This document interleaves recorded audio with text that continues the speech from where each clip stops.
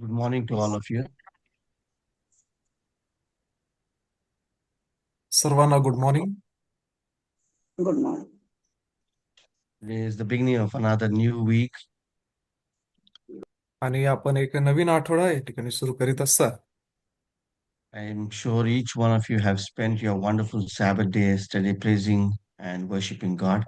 आणि मी आशा बाळगतो की कालचा जो शब्दात होता तो आपल्या सर्वांसाठी एक आनंदाचा आणि देवाची स्तुती करण्यात घालवण्याचा वेळ होता. Today, as we begin a new doctrine which is entitled Death and Resurrection.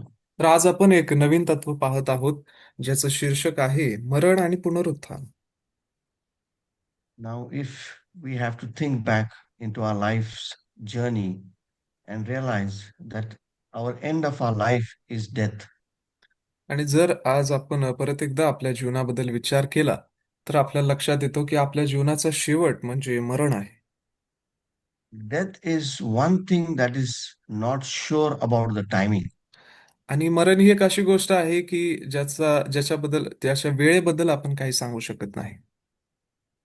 Small children are born into the world and immediately die, or even they are brought into this world in a death form. आणि आपण ऐकतो किंवा पाहतो की ज्यावेळेस काही काही लेकरं आहे ज्यावेळेस जन्म घेतात ते त्याच वेळेला मरण पावतात. आणि कधी कधी आपल्याला असं देखील लक्षात येतं की ते जन्मताच मेलेले आहे. Some of them die at a very young age, आणि काही जण अगदी तरुणपणामध्ये मरण पावतात. and some people live 100 plus years on this earth and then they die. आणि काही जण 100 वर्ष देखील जगतात आणि मग ते मरण पावतात. But death is inevitable. You can't avoid death. आणि मग मरण हे असं आहे की ज्याला तुम्ही टाळू शकत नाही. And so a lot of people are not happy about death आणि मग अनेक जण या मरणाबद्दल खात्रीशीर आहे की कोणी देखील खुश नाही. because they know they want to live on and on and on. आणि कारण अनेकांना जगायचं आहे, सातत्यानं जगायचं आहे. Even if you have ill health sometimes, but we want to keep this relationship and we want to keep on breathing in life. आणि कदाचित काही जण आजारी आहेत, परंतु तरी देखील आपल्याला हे जे जीवन आहे ते चालू ठेवायचं आहे. Then, if death cannot be avoided, then what is the hope after death for each one of us? आणि जर मरण न टाळता येणार आहे, तर या मरणाद्वारे आपल्याला काय आशा आहे? So, today's belief also talks about resurrection. तर आजचं जे तत्व आहे ते पुनरुत्थान याच्याबद्दल देखील बोलतं. So, today we are going to deal about a topic which is known as death and then resurrection. आणि मग आजचं जे तत्व आहे ते मरण आणि पुनरुत्थान या दोन्ही गोष्टींबद्दल बोलत आहे. Let us study in detail. तर आज आपण याचा सखोल रीतीने अभ्यास करूया. The Bible says the wages of sin is death. आणि शास्त्र आपल्याला सांगतं की पापाचं वेतन मरण आहे. So here it very clearly tells us death has come into this world because of sin. आणि मग इथं अगदी स्पष्ट रीतीने आपल्याला सांगण्यात आलेलं आहे की मरण हे पापामुळे या जगात आलं. But God, who alone is immortal, we are going to use this word immortal, but God alone, who is immortal, आणि परंतु फक्त परमेश्वरालाच अमरत्व प्राप्त आहे. He will grant eternal life to all who are redeemed. आणि जे उद्धार पावलेल्यांनाच तो सार्वकालिक जीवन बहाल करतो. Until that day, death is like an unconscious state for all people. आणि त्या दिवसापर्यंत सर्व लोकांच्या जीवनात मरण ही बेशुद्ध अवस्था आहे. When Christ, who is our hope, appears, the resurrected righteous and the living righteous, आणि जेव्हा आमचे जीवन असलेला ख्रिस्त जेव्हा तो येतो पुनरुत्थित झालेले, they will all be glorified and caught up to meet the Lord in air. आणि जे पुनरुत्थित झालेले धार्मिक लोक आहेत आणि जिवंत धार्मिक लोक आहे यांचे गौरव करण्यात येईल. So now let us look at the detail about death and resurrection. तर आता आपण पाहूया की मरण आणि पुनरुत्थान याच्याबद्दल स्पष्ट खोल रीतीने आपण समजूया. There is a story or an illustration or uh, in the Old Testament that is given in our reading today. आणि आजच्या वाचनामध्ये एक कथा आपल्याला सांगण्यात आली आहे, जे जुन्या करारातून आहे. The book of First Samuel, chapter 28. आणि पहिले शमूएल याचा 28वा अध्याय यामध्ये ही कथा आहे.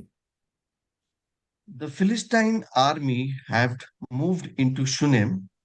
आणि जे पलिष्ठ लोक आहेत ते शुनेम इथं गेलेले आहेत. They set up their camp and were ready to attack Israel. आणि त्यांनी आपली छावणी दिलेली आहे आणि इस्रायली लोकांवर ते युद्ध करण्यासाठी तयारीमध्ये आहे. The mood was very positive. आणि सर्वजण तिथं सकारात्मक असे होते. King Saul positioned Israel's army on nearby Mount आणि Gilboa. आणि मग इकडे शौलाने इस्रायला जमा करून गिल्बोवा येथे छावणी दिली. So we know the war was going to take place between Philistines and the king of Israel with his army.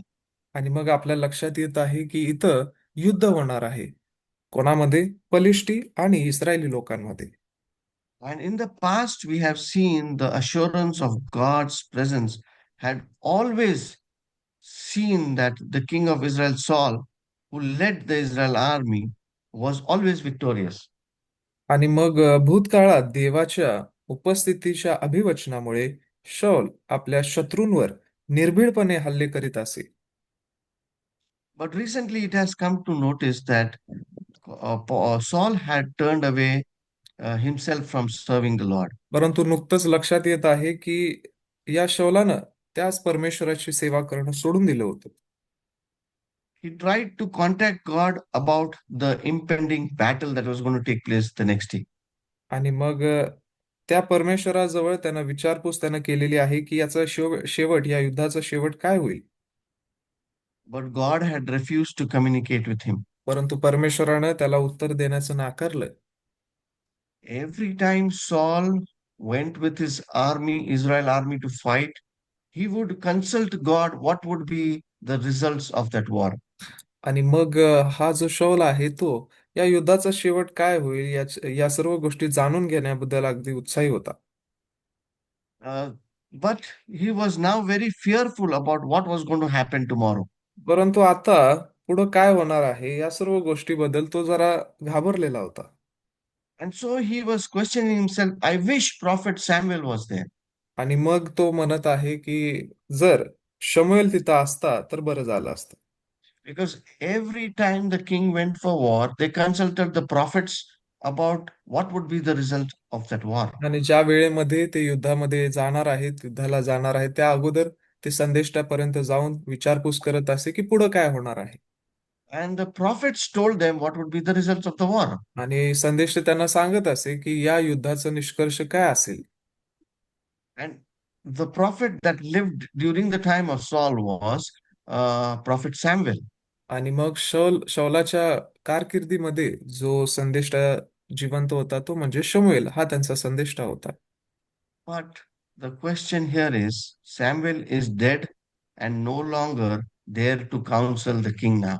आणि मग आता इथं आपल्याला लक्षात येत आहे की शमूएल हा संदेष्टा मरण पावलेला आहे आणि मग आता त्यांना मार्गदर्शन करणार असा दुसरा कोणी नाही.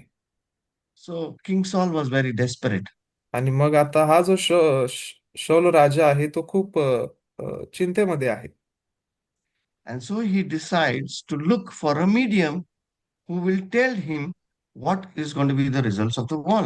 तर मग आता हा जो राजा आहे तो कोणातरी मध्यस्थीची शोध घेत आहे की आम्हाला या युद्धाचा शेवट काय होईल ते जाणून घ्यायचं आहे. So the medium was the evil spirit that they consulted instead of God now. मग आता हा शौल परमेश्वराऐवजी काही विद्या प्रवीण अशांचा संबंध घेत Can आहे. you imagine? For so many years, he was taking the help of God, he was taking the help of prophet in finding out what the future will be. But when there was no one to help him, and when he had gone far away from God, he was taking the help of that medium or that spirit. आणि मग आपल्या लक्षात येतं की इतके वर्ष तो सातत्याने देवाजवळ जात असे, मागत असे, परंतु आता त्या राज्यामध्ये कोणी संदेष्टा नाहीये. मग आता तो भूत विद्या प्रवीण किंवा वाईट गोष्टींच्या आहारी जाऊन त्यांचा तो सल्ला घेत आहे. And there was a time in his life when he had taken all those who would do this kind of work of removing evil spirit or bringing up evil spirit. He had chased them out of the land of Israel.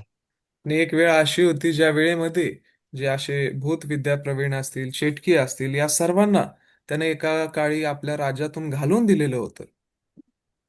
But today he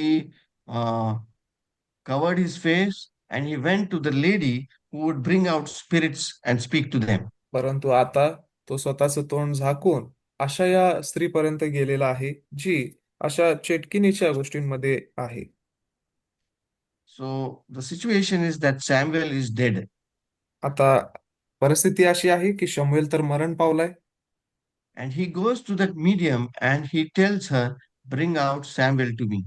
आणि मग इथं मध्यस्थी म्हणून तिच्यापर्यंत जाऊन तो म्हणत आहे की शमूएलाला माझ्या प्रित्यर्थ तुम्ही उठवा.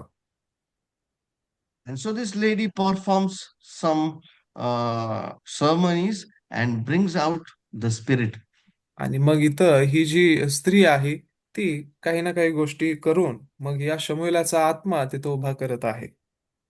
And the spirit was like the figure of an old man. आणि मग अ, हा जो आत्मा त्यांना दिसत आहे तो एका वृद्ध व्यक्तीच्या आकृतीसारखा आहे. And Saul consults that spirit and says, what will happen in the war next day? मग आता हा शौल राजा त्या स्त्रीला विचारत आहे की पुढं किंवा उद्याच्या दिवशी या युद्धाचा शेवट काय होईल. The spirit informed that the king will lose the war tomorrow. आणि मग तिथं आत्मा सांगत आहे की हा जो राजा आहे उद्या ते युद्ध हरणार आहे. Not only he would lose the war tomorrow, but he and his son would be killed. आणि फक्त तो हरणारच नाही तर उद्याच्या दिवशी तो राजा आणि त्याचा मुलगा दोघ जण मरण पावतील. And the story further on tells us that in the war next day, King Saul lost the war and both he and his son died. आणि मग आपल्याला पुढं ही कथा सांगते की त्याच्या दुसऱ्या दिवशी त्या युद्धामध्ये तो आणि त्याचा मुलगा मरण पावला. So you see, the prediction that the evil spirit had made came true. आणि मग इथं आपल्या लक्षात येत आहे की सैतानी आत्म्याद्वारे जे काही भविष्य सांगण्यात आलं होतं ते खरं ठरलं. जे काही बाकीत होतं ते खरं ठरलं. So now the question for us is, was the spirit really Samuel, Prophet Samuel? मग आता प्रश्न असा आहे की तो जो आत्मा तिथं दाखवण्यात आलेला आहे तो आत्मा खरोखर शमूएलाचा होता काय? Had that evil spirit more power than God? आणि त्या सैतानी आत्म्याकडे परमेश्वरापेक्षा जास्त सामर्थ्य आहे का? Or did that power that came out, was it Samuel only? आणि मग जो आत्मा तिथं उभा करण्यात आलेला होता तो खरोखर शमूएलाचाच होता का? And if it was Samuel, then how come he had risen from the death? आणि जर तो शमूएलाचाच होता तर इथं तो पुनरुत्थित कसा काय झालाय? And if the spirit was not of Samuel, then whose spirit was that? आणि मग जर तो आत्मा शमूएलाचा नव्हता तर मग तो आत्मा कोणाचा होता? Let us study what the Bible teaches us on the subject of death.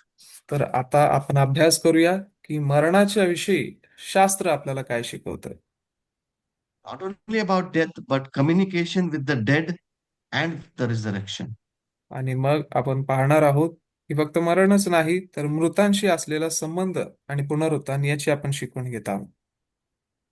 So, the first topic that we are touching today is known as immortality and death. जो पहिला मुद्दा आज आपण शिकत आहोत तो म्हणजे अमरत्व आणि मरण. Now, what is immortality? तर पाहूया अमरत्व म्हणजे काय. It says it is the state or quality of person who will not die. आता अमरत्व म्हणजे मरणाधीन नसलेली अवस्था किंवा गुण. So, immortal means the person who never dies. अमरत्व म्हणजे जो व्यक्ती कधीच मरू शकत नाही. So, the scripture reveals that there is only one person who will never die, and that is eternal God who is immortal. शास्त्र आपल्याला सांगतं की ज्याला फक्त अमरत्व परिधान आहे किंवा जो कधी मरू शकत नाही तो फक्त परमेश्वर आहे. First Timothy 1:17 says, He alone is immortal. आणि पहिले तिमोथी 1:17 आपल्याला सांगतं की परमेश्वरच फक्त अमर असा आहे. First Timothy chapter 6:16 says, God is uncreated. आणि पहिले God is Timothy not created. Yeah. 6:16 आपल्याला सांगतं की परमेश्वर हा काय तयार केलेला नाही, उत्पन्न केलेला नाही. God is self-existent. आणि तो स्वयं अस्तित्व असलेला आहे. He has no beginning and he has no end. आणि त्याला सुरुवात नाही आणि त्याला शेवट देखील नाही. तो अनादि Let अनंत us आहे. let us again rehearse what this word important immortality explains to me. तर आता अमरत्व म्हणजे काय हे आपण समजून घेऊया. परत एकदा याचा अर्थ First, पाहूया. only God is immortal. पहिलं म्हणजे फक्त सनातन देव हाच अमर आहे. He is not created like we are created. आणि जसं आपल्याला निर्माण केलेलं आहे त्याला निर्माण करण्यात आलेलं नाहीये. God has no beginning and God has no end. त्याला सुरुवात नाही आणि शेवट देखील नाही. So you see, in the Bible, the word spirit or soul appears over 1,600 times. आणि आपल्याला लक्षात येतं की आत्मा किंवा जीव हा शब्द बायबलमध्ये 1600 पेक्षा अधिक वेळा वापरण्यात आला आहे. And the word immortality is not related to the soul or to the spirit. आणि मग हा जो अमरत्व असलेला शब्द आहे याचा संदर्भ कधीही याच्याशी आलेला नाही. Now, in contrast to God, आणि मग देवाशी तुलना केली असता human beings are mortal. मानवजात ही मर्त्य आहे. Mortal means a person who dies. आणि मॉर्टल म्हणजे ज्याला मरण आहे. So scripture compares the life of a human beings like a vapor. आणि मग पवित्र शास्त्र मानवाच्या जीवनाची तुलना एका वाफेशी करते. James 4:14 says, a vapor that appears for a little time and then vanishes away. Yakub 4:14 आपल्याला सांगतं की जे जीवन आहे मनुष्याचं जे जीवन आहे ते वाफेप्रमाणे आहे. ते थोडा वेळ दिसतं आणि मग ते नाहीसं होतं. If you burn some water, if you are boiling some water, you'll see some steam above the water. आणि जर आपण पाणी उकळत असाल तर त्याच्यावर तुम्हाला वाफ दिसेल. And the vapor is very available for very small time. आणि ती जी वाफ आहे ती अगदी थोडक्या वेळेसाठी आपल्याला दिसते. That is how our life is. आणि तसंच आपलं जीवन देखील आहे. What does the psalmist David say about life? आणि स्तोत्रामध्ये दावीद राजा काय म्हणतो? He says, but flesh, a breath that passes away and does not come again.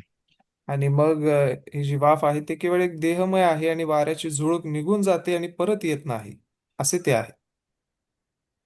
Job, what does he say about death, about life? आणि योब देखील या जीवनाबद्दल काय म्हणतो? Job 14:2 says, man comes forth like a flower and fades away. योब 14:2 मध्ये सांगण्यात आले की मनुष्य एका फुलासारखा फुलतो, खुडला जातो And he fades away. आणि तो खुडला जातो, निघून जातो. He flees like a shadow and does not continue. आणि तो छायेप्रमाणे सत्वर निघून जातो, राहत नाही. So, what is life?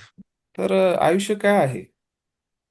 It's like a flower just blooms and then dies away. आणि जीवन हे एका फुलासारखं आहे जे फक्त फुलतं आणि परत खुडलं जातं. It's like a shadow that you see when the sun comes, and when the sun goes, the shadow goes off. आणि ते एका छायेप्रमाणे आहे की जसं सूर्य येतो ते समोर दिसतं आणि सूर्य गेल्यावर ते निघून जातं.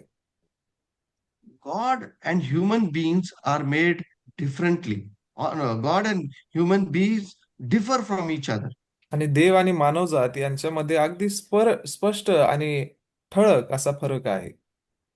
God is infinite. Infinite means there is no end to it. आणि परमेश्वर हा अनंत आहे, तो अमर्याद आहे, त्याला शेवट नाही. But human beings are finite. परंतु मनुष्य हा मर्यादित आहे. He may live 60, 70, 80 years maximum. तो कदाचित 60, 70, 80 वर्ष देखील जगतो. Beyond that is the grace of God. आणि त्याच्या पलीकडे देवाची कृपा आहे. God is immortal, man is mortal. परमेश्वर हा परमेश्वराला अमरत्व आहे, परंतु मनुष्याला नाही, तो क्षणभंगुर आहे. God is eternal, man is for a short period of time.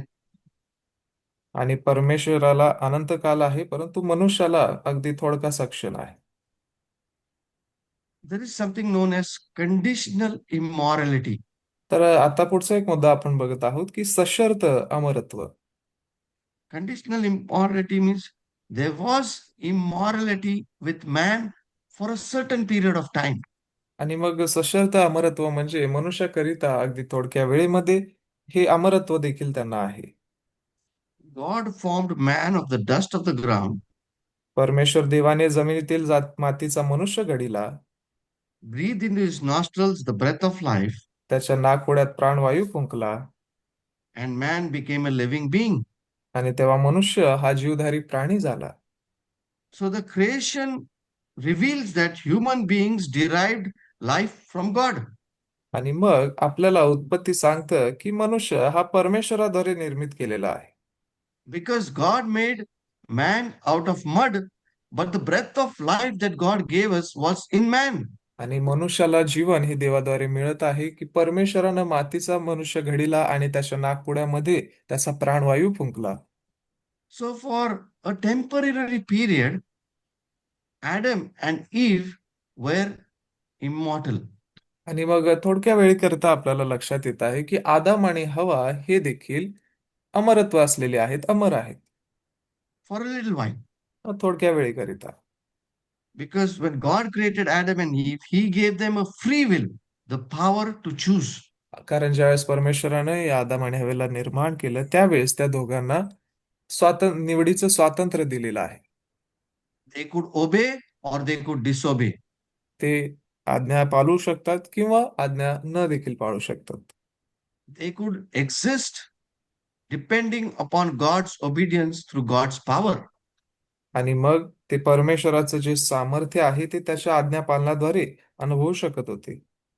So the possession of the gift of immortality was conditional to Adam and Eve. परंतु जे अमरत्व आदाम आणि हवेला देण्यात आलेलं आहे ते सशर्त असं होतं. That if you obey God, you will continue to have immortality. जर तुम्ही आज्ञापालन कराल तर तुम्ही सार्वकालिक रीतीनं जगाल. God carefully spelled out this condition upon which they would lose this gift. आणि मग God आपल्याला लक्षात येत आहे की ही एक प्राथमिक वस्तुस्थिती होती आणि अमरत्व माणूस जातीला या सर्व गोष्टीतून थोडक्या का वेळेकरिता का असना दूर ठेवत आहे. He says, if you eat from the tree of the knowledge of good and evil, God warned them, if you eat, you shall surely die. आणि मग परमेश्वर त्यांना सांगत आहे की हे जे बऱ्या वाईटाचं ज्ञान करून देणारं फळ आहे, जर तुम्ही हे खाल तर तुम्ही माराल. So you see that even Adam and Eve was for a temporary period immortal until they disobeyed God. परंतु आता आपल्या लक्षात येत आहे की हे जे अमरत्वाचं सशर्त असं दान त्यांना देण्यात आलेलं आहे, परंतु ते सशर्त असं होतं जोपर्यंत ते आज्ञा मोडत नाहीयेत. So that is known as conditional immorality. आणि मग याला एक सशर्त अमरत्व असं म्हणण्यात आलं आहे. So let us look what is the cause of death. बघूया की पापाचे वेतन जे मरण आहे. The Bible very clearly says the wages of sin is death. शास्त्र अगदी स्पष्टपणे आपल्याला सांगतं की पापाचं वेतन हे मरण आहे. But Satan defies this and says in Genesis 3:4, you will surely not die. परंतु उत्पत्ती 3:4 मध्ये सैतान अगदी स्पष्ट म्हणतो की तुम्ही खरोखर मरणार नाही, तो असं सांगत आहे. But after Adam and Eve had sinned, there was death. परंतु जेव्हा आदाम आणि हवेनं पाप केलं तर त्यांच्यामध्ये मरण आलेलं आहे. The sin brought a sentence. आणि मग या पापामुळं एक शिक्षा देखील आली. You shall return to the ground, for out of it you were taken. तू अंतिम पुन्हा मातीला जाऊन मिळशील, कारण तिथून तुझी उत्पत्ती आहे. For dust you are, and dust you shall return. माती आहेस आणि मातीला परत जाऊन मिळशील. So these words mean that there is no continuation to life. या शब्दांच्या द्वारे लक्षात येतं की जीवन पुढे चालू राहील असं काही नाही. After giving this sentence, God barred the sinful couple from going to the tree of life. आणि हे शासन दिल्यानंतर देवाने या पापी जोडप्यांना जीवनाच्या झाडाजवळ जाण्यास मना केली. He told them not to go close to the tree because he knew if they ate from the tree of life, they would live continuously like God. आणि मग त्यांनी त्यांना सांगितलेलं होतं, इथून पुढं परमेश्वराने त्यांना शासन दिलं किंवा त्यांना अडवलं, कारण जर ते खातील तर पुढं ते सर्व काळ जिवंत राहतील. Because they disobeyed God, आणि जेणेकरून त्यांनी आता आज्ञाभंग केलेला आहे, they became mortal and subject to death. आणि मग त्यांना आता अमरत्व नाही, ते मरणाधीन झालेले आहेत. And Adam and Eve could not transmit or transfer immortality to other person. आणि मग आता आदाम इथून पुढे कधीही आपलं स्थलांतरपणा करू शकत नाही, Because death had spread to all man. कारण आता त्या सर्वांमध्ये मरण पसरलेलं आहे, Because all had sinned. कारण प्रत्येकाने पाप केलं आहे. That's why the Bible says, through Adam, sin came and spread to all mankind.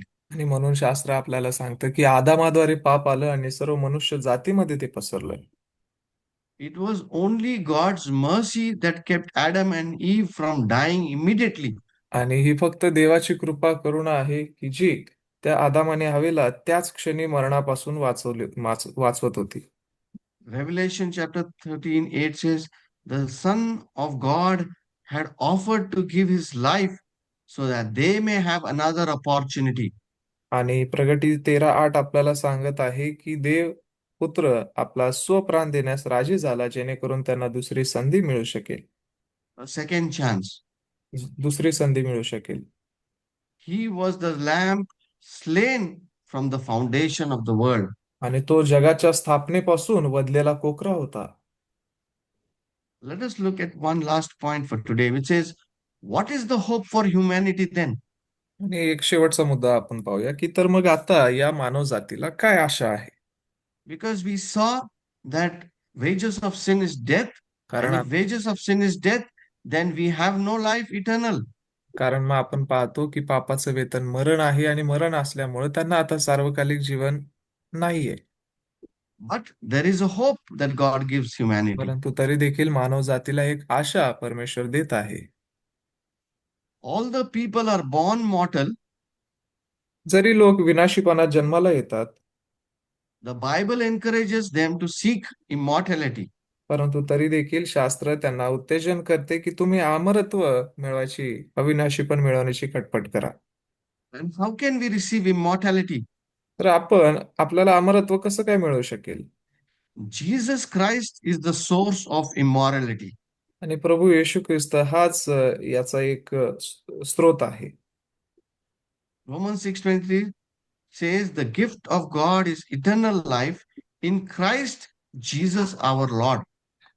Rome 6:22 मध्ये आपल्याला सांगण्यात आलेलं आहे की प्रभू येशू ख्रिस्त हे देवाचे कृपादान आहे, आणि प्रभू येशू मध्ये, ख्रिस्तामध्ये आपल्याला सार्वकालिक जीवन आहे.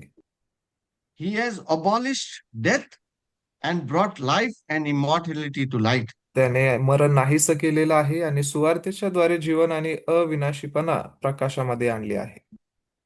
For as in Adam all die, जसे आदामात सर्व मरतात, so in Christ all shall be made alive. तसे ख्रिस्तामध्ये सर्व जिवंत देखील केले जातील. Christ himself said that his voice would open graves and resurrect the dead. आणि मग ख्रिस्तानं स्वतः सांगितलेलं आहे, म्हटलेलं आहे की त्याच्या वाणीनं जे मरण पावलेले आहे ते पुनरुत्थित होतील. So we know if there is death, we also have a hope of resurrection. आणि मग आपल्याला हे समजतं की जर मरण आहे तर तिथं पुनरुत्थानाची देखील आशा आहे. And the only hope is in Jesus Christ. आणि जी फक्त आशा आहे ती ख्रिस्तामध्येच आहे. Because Jesus Christ had the power to open graves and resurrect the dead. कारण ख्रिस्ताजवळ हे सामर्थ्य आहे की त्यानं जे मेलेले आहेत त्यांना जिवंत करावं. When he was on this earth, आणि ज्या वेळेस तो या जगामध्ये होता, he performed this miracle. He just spoke and Lazarus came out of the grave. त्यानं अनेक सारे चमत्कार केलेले आहेत. त्यानं फक्त शब्द मात्र बोलला आणि जो लाजरस आहे तो मरणातून बाहेर आला. So we see that there is power only in Jesus Christ that आणि we मग can have resurrection. मग आपल्या लक्षात येत आहे की ते सामर्थ्य फक्त ख्रिस्तामध्ये आहे की ज्याच्याद्वारे पुनरुत्थान होऊ शकतं. If Christ had not come, जर येशू ख्रिस्त आला नसता the human situation would have been hopeless. आणि मग मनुष्याची जी परिस्थिती आहे ती पूर्ण रीतीनं आशा विरहित अशी असती. All who died would have perished for eternity. आणि जे सर्वजण मरण पावले आहे ते कायम स्वरूपासाठी अ, अ, गमावले गेले असतील. Just imagine we are born and we have no hope. आणि विचार करा आपण जन्म घेत आहोत परंतु आपल्याला आशा नाही. When we die, there is no life after that. आणि एकदा का मरण पावलं तिथून पुढं आपल्याला दुसरं जीवन नाही. How fortunate we are today because we know that Jesus Christ is there in our lives. आपण खरोखर किती नशीबवान आहोत की आपल्याला हे ठाऊक आहे की येशू ख्रिस्त आपल्या जीवनामध्ये आहे. How fortunate we are that Jesus Christ is willing to give us eternal life. खरोखर आपण किती नशीबवान आहोत की प्रभू येशू ख्रिस्त आपल्याला सार्वकालिक जीवन देऊ इच्छित आहे. We know about this. आणि आपल्याला या सर्व गोष्टीबद्दल माहित आहे. We have this hope in Jesus Christ. आणि ही आशा आपल्याला ख्रिस्तामध्ये आहे. But there are many out there in this world who have no hope. They're living in a hopeless world. परंतु या जगामध्ये असे अनेक सारे लोक आहेत ज्यांच्याजवळ काहीच आशा नाही. ते आशा विरहित जीवन जगत आहेत. So it is your responsibility and my responsibility to give them Jesus Christ, who is their hope in their lives. मग ही आपली जबाबदारी आहे की त्या सर्व लोकांना ज्यांना आशा नाही त्यांना आपण आशा द्यावी. The Bible says in John 3:16, "For God so loved the world that he gave his only begotten Son, Yohan 3:16 आपल्याला सांगतं की देवाने जगावर एवढी प्रीती केली त्यांना आपला एकुलता एक पुत्र दिला that whosoever believes in him should not perish but have everlasting life." यासाठी की जो कोणी त्याच्यावर विश्वास ठेवतो त्याला सार्वकालिक जीवन प्राप्त व्हावे, त्याला त्याचा नाश होऊ नये. So belief in Christ not only abolishes the penalty of sin, but it also secures the believer the priceless gift of immortality. आणि ख्रिस्तावरील विश्वासाने पापदंड रद्द करण्यात येतो एवढंच नाही तर त्याद्वारे विश्वासकाला अमरत्वाचे अमोल असे कृपादान देखील लाभते. So with Christ, we have eternity. आणि मग ख्रिस्तामध्ये आपल्या सर्वांना सार्वकालिकता आहे. With Christ, we have victory over death. ख्रिस्तामध्ये आपल्या सर्वांना मरणावर विजय आहे. The book of 2 Timothy, chapter 1, verse 10 says, Christ bought immortality to light through the gospel. दुसरे तिमोथेय 1:10 मध्ये असं सांगण्यात येत आहे की ख्रिस्तानं सुवार्तेद्वारे अविनाशीपणा प्रकाशामध्ये आणला. Paul assures us that it is the Holy Scriptures that are able to make us wise for salvation through faith which is in Jesus Christ. Paul आम्हाला खात्री देतो की पवित्र शास्त्र ख्रिस्त येशूमधील विश्वासाद्वारे तारणासाठी आम्हास ज्ञानी कराव्यास समर्थ आहे. But those who do not accept the gospel will not receive immortality. परंतु जे सुवार्तेचा स्वीकार करणार नाही त्यांना अमरत्व मिळणार नाही. My friends, there are many people who believe in the Old Testament but do not believe in the New Testament.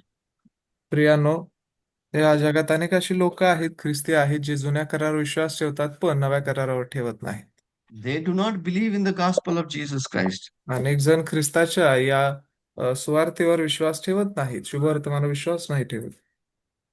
So if they do not believe in Jesus Christ and the gospel, there is no salvation for them. आणि मग जर ते ख्रिस्तावर विश्वास ठेवत नाही तर त्यांना देखील तारण नाहीये. Because salvation comes only through faith which is in Jesus Christ. कारण जे तारण आहे ते फक्त ख्रिस्तावरील विश्वासाद्वारेच येतं. So today we have learned about immortality. तर आज आपण अमरत्व याच्याबद्दल शिकले. We saw what is the consequences of death. आपण पाहिलं की मरणाचे कोणकोणते परिणाम होऊ शकतात. We saw how there is hope after death for mankind. आणि मग आपण पाहतो की मनुष्यासाठी काय आशा आहे. Tomorrow we will see how we are going to receive immortality. तर उद्या आपण पाहणार आहोत की हे अमरत्व आपल्याला मिळेल यासाठी काय केलं पाहिजे. So let us continue to pray and receive the word of God so that we will be with the hope that we have in Jesus तर Christ. आपण प्रार्थनेमध्ये असूया की आपल्या सर्वांनाही देवाची आशा मिळत राहील आणि आपण सार्वकालिकतेमध्ये अमरत्वामध्ये असू. May God bless us all. परमेश्वर आपल्या सर्वांना आशीर्वादित करू.